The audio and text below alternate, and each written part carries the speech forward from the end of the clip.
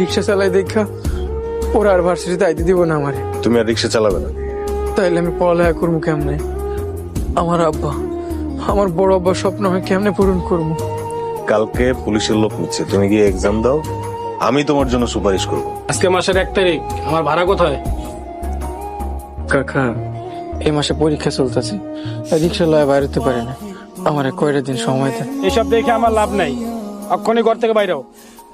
তোমার পুলিশের চাকরি হয়েছে, কংগ্রেচুলেশন। কি কইতেছেন স্যার? সত্যি আমার চাকরি হয়েছে? স্যার কি মিথ্যা কথা কইতাছে? বেলাল, তুমি তো পুলিশ অফিসার হয়ে গেছো। স্যার, এই পাশে আমার বাড়ি, যদি কিছু মনে না করেন গরিবের বাসায় 1 কাপ চা খেয়ে যান। না, আজকে যাব না। বেলাল, এই নাও তোমার জয়েন লেটার। বড় আব্বা, আমার আর টাকা পয়সা লাগবো না। কেন রে বাবা, কি হয়েছে? তুই কি আমার সাথে রাগ করছস? বড় আব্বা, কি রে বেলাল, কি হয়েছে তোর? তুই কান্দস কে? আমার চাকরি হয়েছে, আমি পুলিশ অফিসার হয়েছি।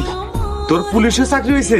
আমিদা, খুশির খবর আছে, আমগো বেলালের পুলিশের চাকরি হয়েছে। আলহামদুলিল্লাহ, চাকরিটা কিন্তু আমাকে লেগেই হয়েছে।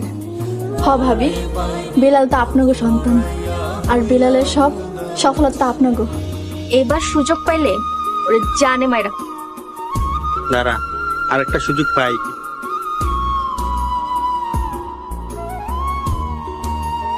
আমার পুলিশের চাকরি হয়েছে। আমার মনে হচ্ছে তোরা ভয় পাচ্ছিস। ভয় পাওয়ার কিছু নাই, আমার সততার গুণে আমার চাকরি হয়েছে। আমরা একই ইউনিভার্সিটিতে পড়ি, আমি রিক্সা চালাইতাম, তোরা আমাকে ইগনোর করতি, মারধর করছিলি, আমি এগুলো কিছু মনে রাখি নাই। আমরা অনেক বড় ভুল করে ফেলাইছি। শোন, তোরা সবসময় মানুষকে সম্মান করবি, আর একটা কথা মনে রাখিস, কাউকে আঘাত করে বড় হওয়া যায় না। তুমি পুলিশ হইছো? হ, আমার পুলিশের চাকরি হয়েছে। কিন্তু বড় আব্বা, বড় আম্মা, রাজু ওরা কোথায়?